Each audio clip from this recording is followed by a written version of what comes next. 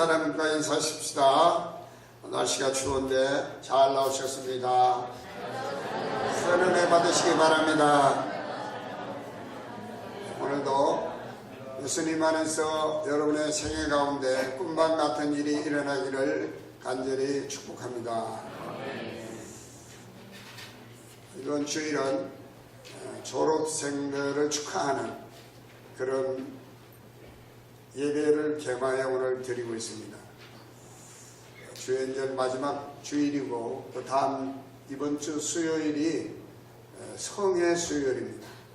예수님께서 이 땅에 오셔서 세례 요한에게 세례를 받으신 이후에 공생애를 시작하시고, 그리고 예수님께서 이제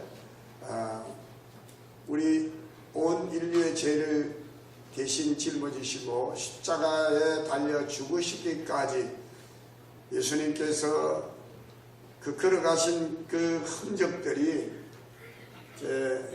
고난의 흔적들인데, 물론 특별히 고난주간을 예루살렘 입성에서부터 예수님이 마지막 십자가 달려 운명하시는 그 기간까지를 고난주간으로 특별히 지키고 있지만, 40일 동안은 특별히 사순절이라고 해서 예수님께서 본격적으로 자신이 왜 오셨는지, 당신은 이 땅에서 죽으러 왔다고 말씀하시며 그 죽음의 길을 걸어가시는 것을 우리에게 보여주셨어요.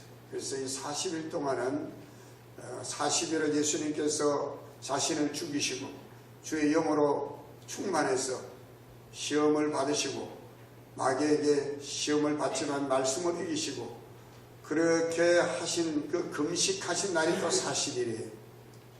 자기를 죽이신 것으로부터 예수님은 공생애를 시작하셨어요.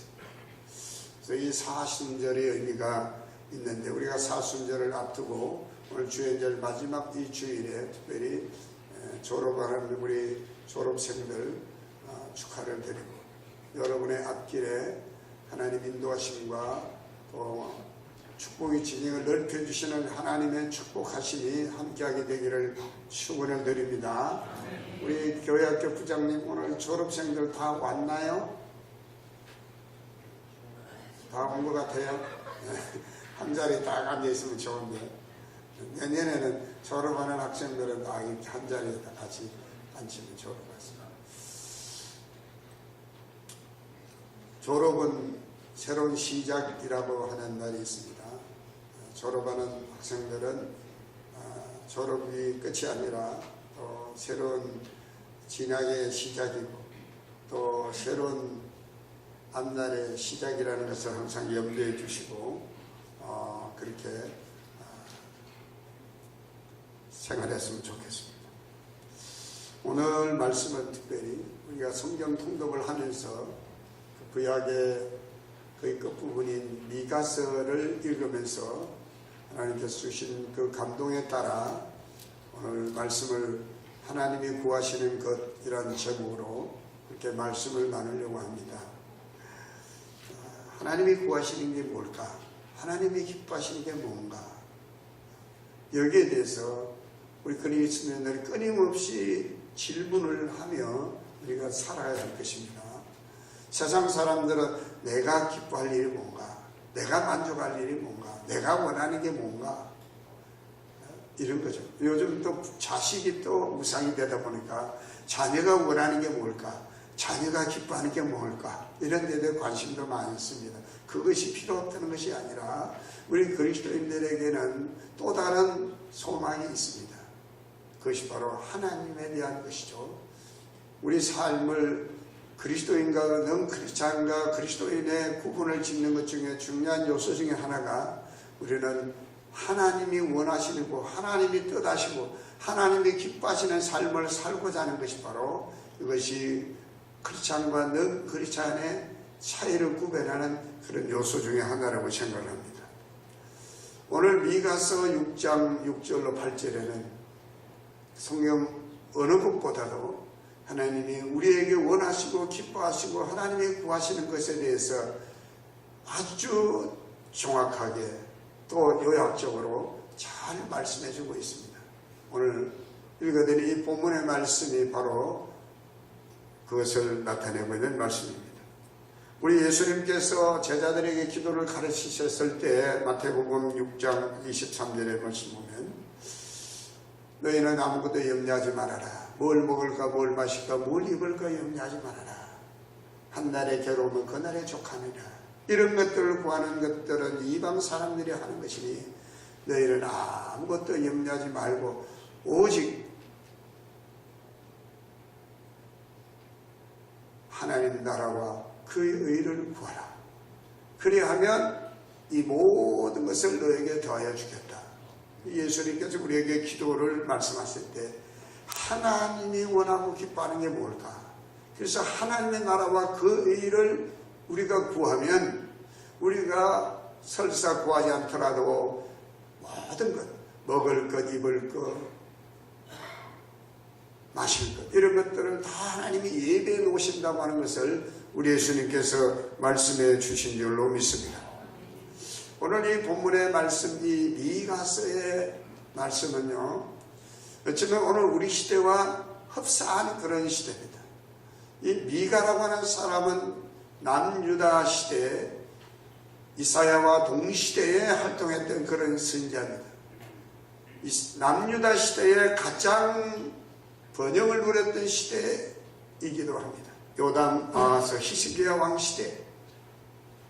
이 시대는 물론 외침도 있었지만 하나님의 도우심으로 외침도 물리치고 아주 부국강병을 이루었던 그런 시대가 바로 이 미가가 활동했던, 그리고 요담, 아하스 시대가 바로 그런 시대였습니다. 경제적으로는 부요를 누리고 있었던 그런 시대입니다.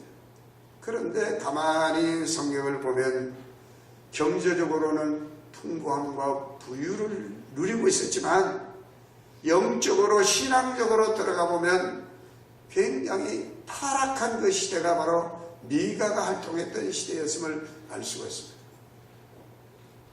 동시대 활동했던 남유다의 이사야, 그리고 동시대 활동했던 북이스라엘의 예레미야, 그 선자들을 통해서 하나님 주신 메시지는 뭐냐? 너희가 이런 타락의 길, 이 죄악된 길을 회개하고 나에게 돌아오지 않으면 내가 이방 나라를 들어서 너희를 멸망시킬 것이다.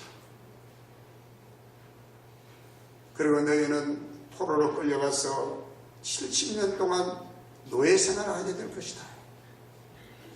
그리고 그 70년이 지나고 난 다음에 내가 다시 너희들을 본국으로 되돌릴 터인데 너희가 이런 비극을 당하지 않기 위해서는 너희 죄를 속히 회개하고 돌아오라. 그렇게 하나님께서 말씀하고 있습니다. 미가 시대의 그 남유다의 그 시대상을 보면요, 성경에 우리가 미가서를 쭉 읽어보면 알 수 있습니다. 불의와 불법과 그리고 폭력이 난무했고요, 거짓이 판을 치고 있어서 심지어는 우상숭배가 난무했고, 그리고 이 사람을 돈으로 파는 그 인신매매도 성행했습니다. 이들을 바르게 지도해야 하고 바르게 이끌어야 할 사회 지도층의 인사들, 정치 지도자, 심지어는 종교 지도자들, 하나님께 예배를 이끌어가야 할 제사장들, 그리고 말씀을 바르게 가르쳐서 그들의 죄를 뉘우치게 해야 할 선지자들조차도 돈에 매수되고 타락해서 하나님이 참으로 눈살을 찌푸리지 않으면 안 되는, 하나님 매를 들지 않으면 아니 되는 그런 시대가 바로 미가가 활동했던 그런 시대였습니다. 그런 시대에 하나님께서 미가 선지자를 통해서 왜 그들이 그런 이 시대에 눈을 감고 할 말도 하지 못하고 점점점 백성들이 하나님을 멀리하고 타락의 길로 가는 것을 내버려 두었느냐? 여기에 대해서 하나님 미가 선지자를 통해서 뭐 정치 지도자를 꾸짖는 것이 아니라 제사장들, 선자들을 꾸짖으시는데 그들이 하나님을 바로 알지 못하고 하나님에 대한 오해가 있다는 것입니다. 하나님께 무슨 보물단지를 갖다 드리고 하나님께 무슨 순양을 바치고 하나님께 무슨 기름을 드리면 그것이 하나님을 기뻐하시는 것일 것으로만 전부로만 생각하는 그들의 잘못된 신앙관 때문임을 하나님 말씀하고 있습니다.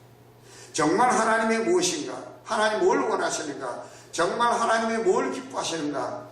그것을 알지 못한 채 그저 형식적인 예배를 하나님께 드림으로써 그들은 하나님의 기대에 부응하지 못하는 그런 지도자의 길을 가고 있었습니다.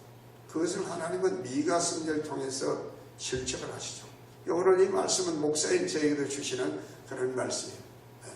너는 과연 하나님이 원하는 목표를 하고 있느냐? 너는 정말 하나님이 구하시는 그런 것을 행하고 있는 목사냐? 제가 성경 통독을 하면서 빠르게 지나가 듣는 그 말씀이지만 그래도 그 속에서 하나님의 계시의 음성이 들려졌고, 여러분 우리 그리스도인들은 비록 교회에서는 여러분들이 교인이지만 사회 나가면 세상을 변화시켜야 할 그런 축복의 통로들인 것을 믿으시기 바랍니다. 사회를 밝게 비추고 사회가 썩지 않도록 막아줘야 할 빛과 소금 같은 분들이 바로 크리스찬들이라고 생각하기에 오늘 이 말씀은 결코 저와 같은 목사에게만 향하는 말씀이 아니라 이 시대에 살아가는 여러분 모두에게도 동일하게 적용되어야 될 하나님의 말씀인 것을 믿습니다. 오늘 하나님께서 이 미가 선지자를 통해서 주시는 하나님이 구하시는 것, 하나님이 구하시는 것이 무엇인가? 세 가지 점에서 오늘 성경은 말씀하고 있습니다. 첫째로 하나님이 구하시는 것은 많은 재물과 양의 기름보다 정의를 행하는 것이다. 너희가 정의를 행하는 것이다. 오직 정의를 행하면, 오직 정의를 행하는 거예요. 종교개혁자 마틴 루터는요, 이 정의에 대해서 이렇게 righteousness, 정의에 대해서 이렇게 정의를 했습니다. 정의는 뭐냐? 정의는 하나님의 말씀대로 사는 것이다. 하나님의 말씀을 지키는 것이다. 세상적인 관점에서 정의라고 하는 것은 올바른 일을 행하는 것이죠. 나쁜 짓을 하지 않는 것입니다. 법대로 사는 것입니다. 이것이 바로 세상적인 정의예요, 사실은. 그런데 마틴 루터는 정의를 하나님의 말씀을 지키는 것이 정의다. 그 마틴 루터의 이러한 설명에 따라서 미가 시대를 우리가 한번 재해석하면요, 미가 시대의 사람들이 정의롭지 못한 이유는 뭘까? 그들은 하나님의 말씀을 지키지 않기 때문에, 하나님의 말씀을 떠났기 때문에. 왜 하나님께서 미가 시대에 지도자들, 그리고 백성들을 향해서 내가 너에게 구하는 것은 그런 제물 바치는 그런 예배 행위 자체보다 내가 정의를 행하는 것이다 라고 말씀하실까요? 바로 하나님의 말씀을 떠났기 때문이라고 보는 것입니다. 미가 시대의 사람들은 하나님의 말씀을 버렸습니다. 하나님의 말씀을 떠났어요. 하나님의 법도를 따르지 않았습니다. 그래서 세상은 불법과 불의와 비리가 판을 치는 세상이 되고 말았습니다. 그럼 오늘 이 시대도 마찬가지입니다.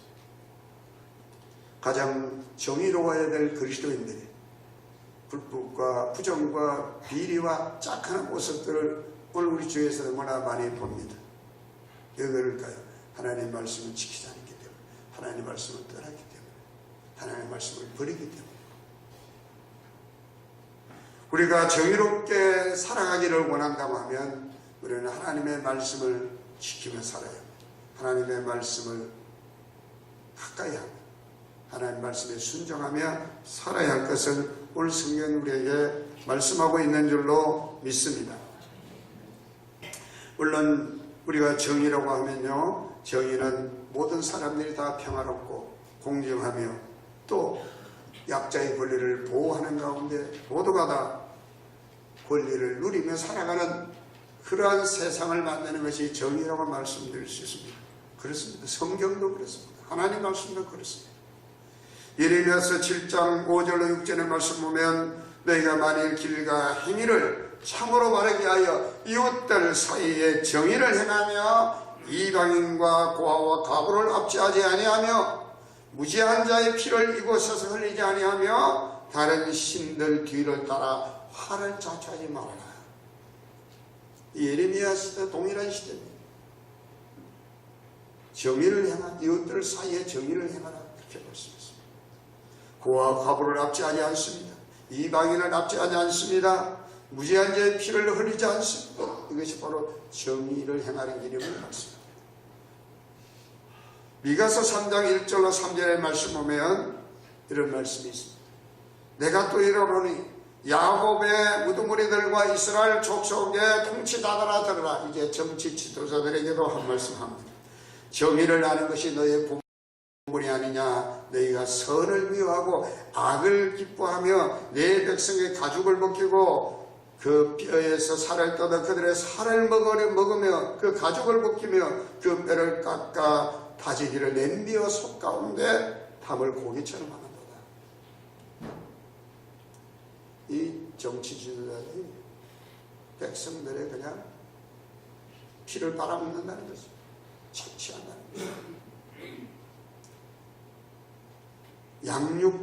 약육 강식의 시대가 바로 이 미가 시대였음을 하나님은 질투하는 걸 봅니다.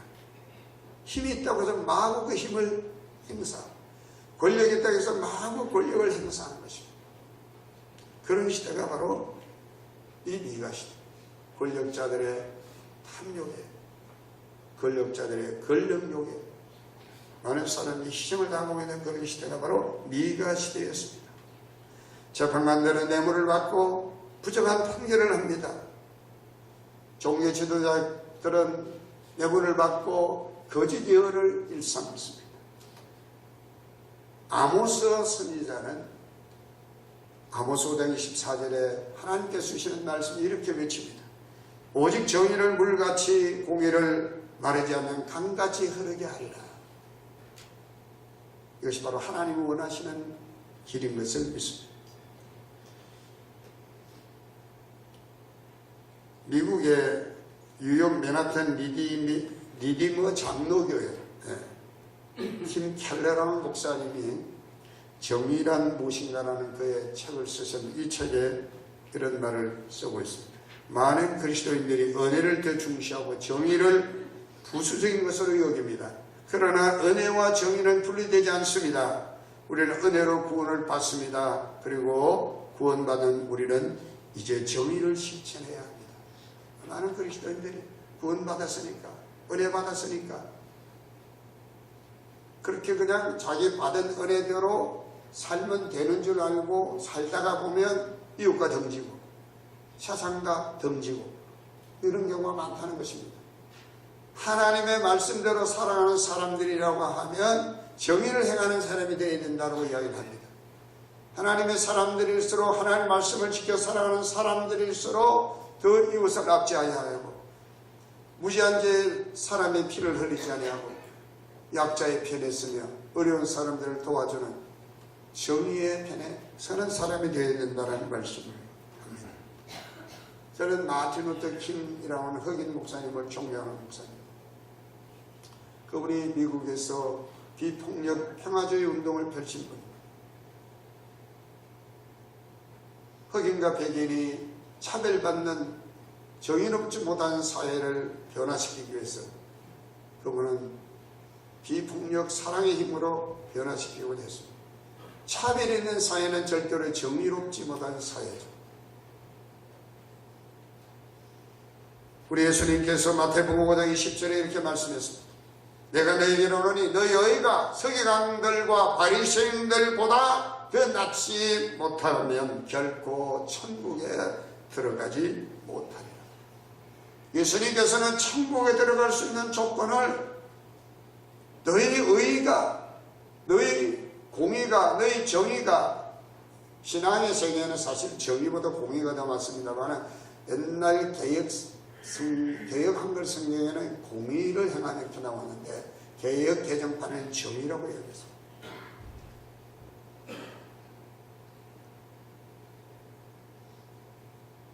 예수님께서 우리의 의가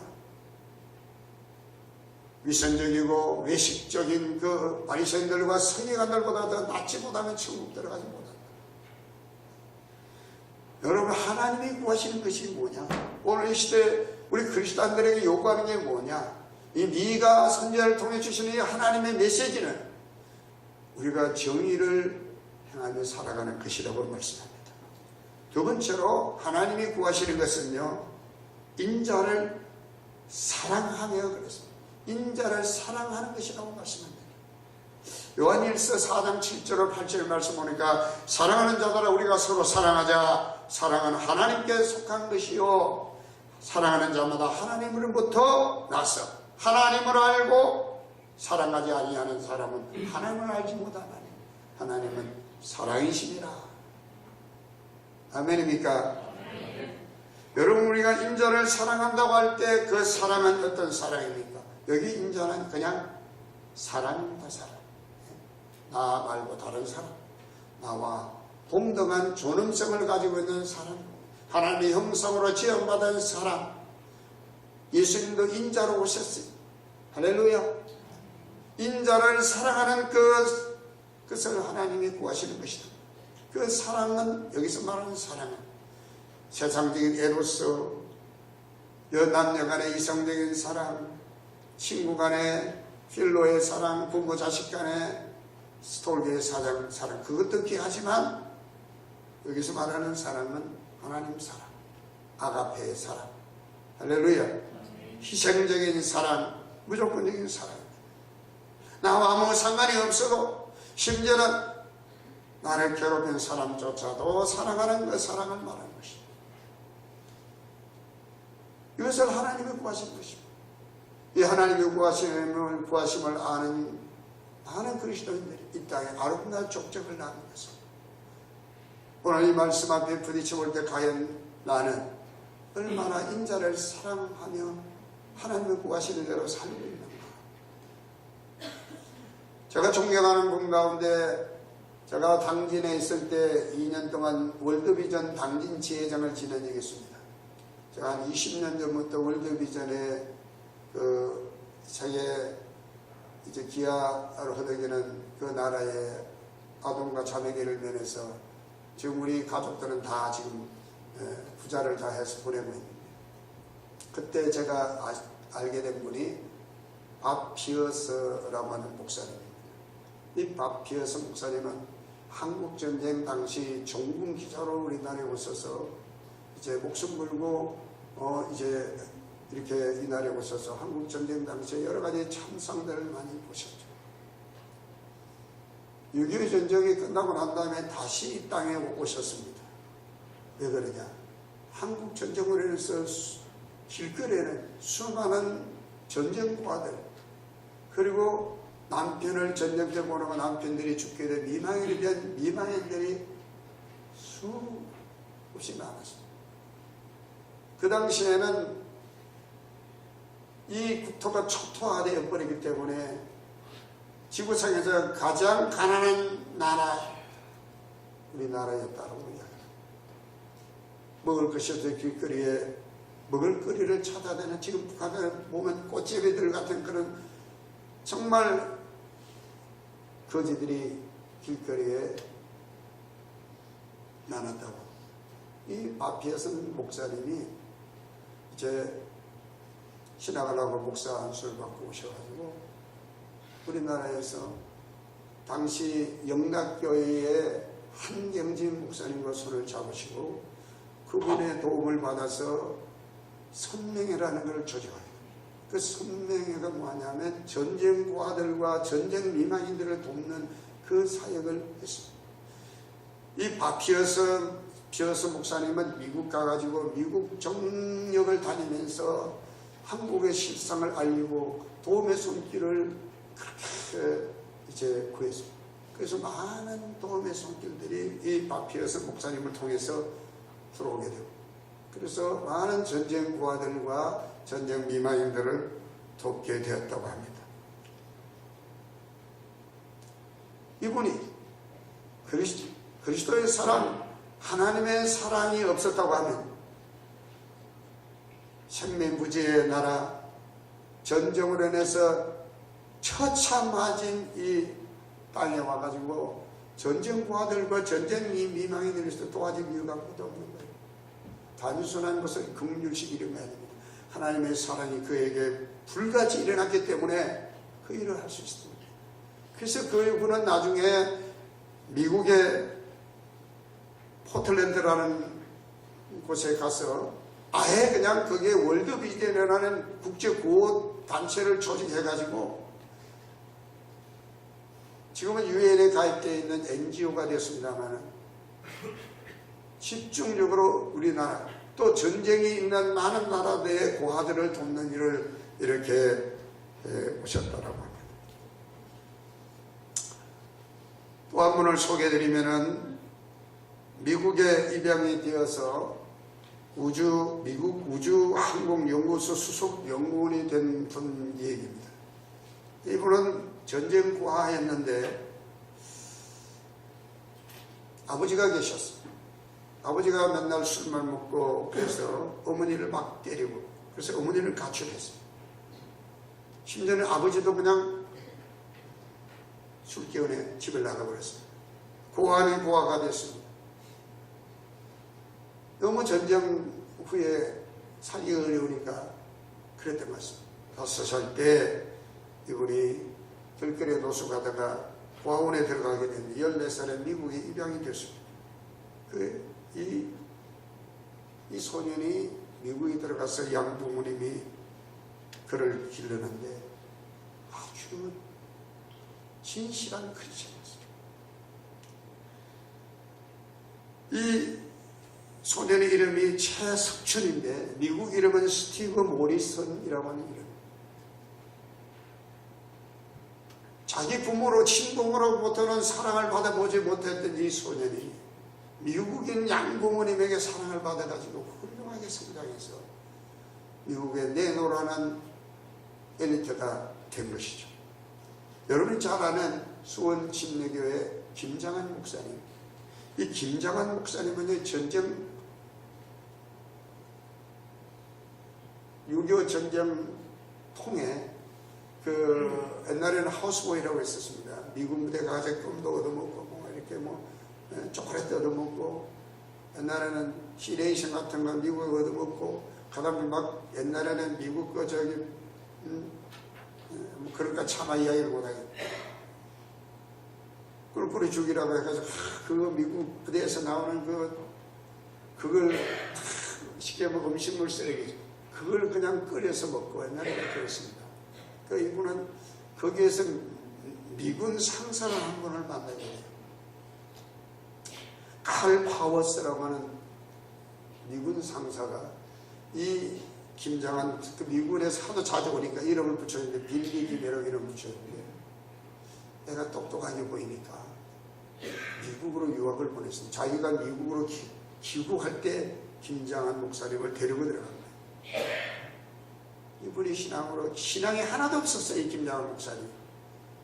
이게 칼 파워서 이 상사의 그 신앙의 영향을 받고 그 사랑의 힘을 입어서 거기서 공부도 열심히 하고 밥 존스가 유명한 미국 신학대학에서 공부를 하고 제가 김장한 목사님을 알게 된 지가 1973년 엑스폴로 73년 빌레가라는 목사님의 설교를 통역하셨어요.